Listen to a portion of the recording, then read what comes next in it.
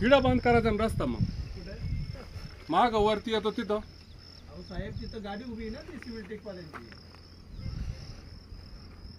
मग तुम्ही रस्त्यात कशाला उभी राहिली? आता इथं चिखलात नाही बसू शकत म्हणून जेवायला बसले. मग खाली यायची ना तुमची ट्रॅक्टर. ट्रॅक्टर जाईल ना लगे.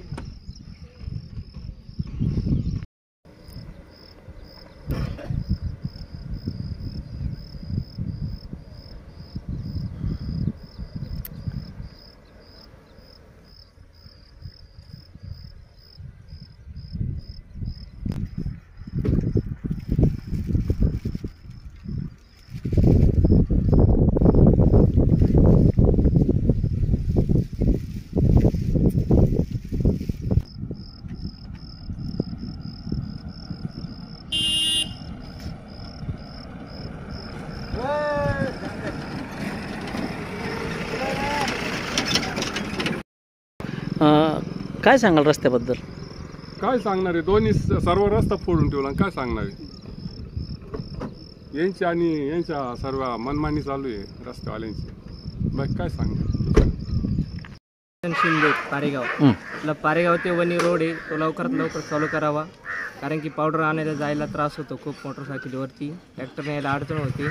तो लवकरात लवकर चालू केला पाहिजे. आपली शाळेतली मुलं त्यांना जायला यायला अडचण होती. मोटरसायकली काही मोठ्या गाड्या फसता येतात चिखलामुळे. तो लवकरात लवकर चालू करावा अशी विनंती आहे.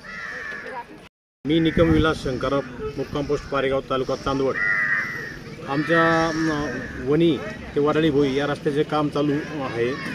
या कामाची इतकी अडचण सध्या भासत आहे. तो रस्ता साधारण 200 कोटी 54 लक्षाचा असं काही तो रस्ता आहे. 61 किलोमीटर त्याची रुंदी आहे. परंतु संबंधित ठेकेदारांनी याच्यावरती जरा लक्ष घालून हा जो रस्ता आहे जरा लवकरात लवकर शेतकऱ्यांसाठी उपलब्ध करून द्यावा. आज रोजी खूपच शालेय विद्यार्थ्यांचे हाल होत आहे आणि त्याचबरोबर जाणाऱ्या येणाऱ्या शेतकऱ्यांचे वैद्यकीय प्रशासनाचे. मी बापू तुकाराम काळे, राहणार पारेगाव. सदरचा हा जो रस्ता चालू आहे हायवेचा वडाळी भोई ते वणी या रस्त्याला सगळ्या लोकांचे जाण्या येण्याचे खूप हाल होत आहे.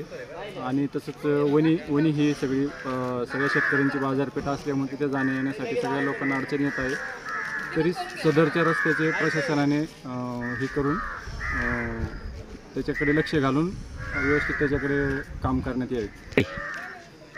रस्त्याची साईडपट्टी वगैरे सगळं व्यवस्थित करून आणि तो रस्ता वाहतुकीसाठी खुला करण्यात यावा.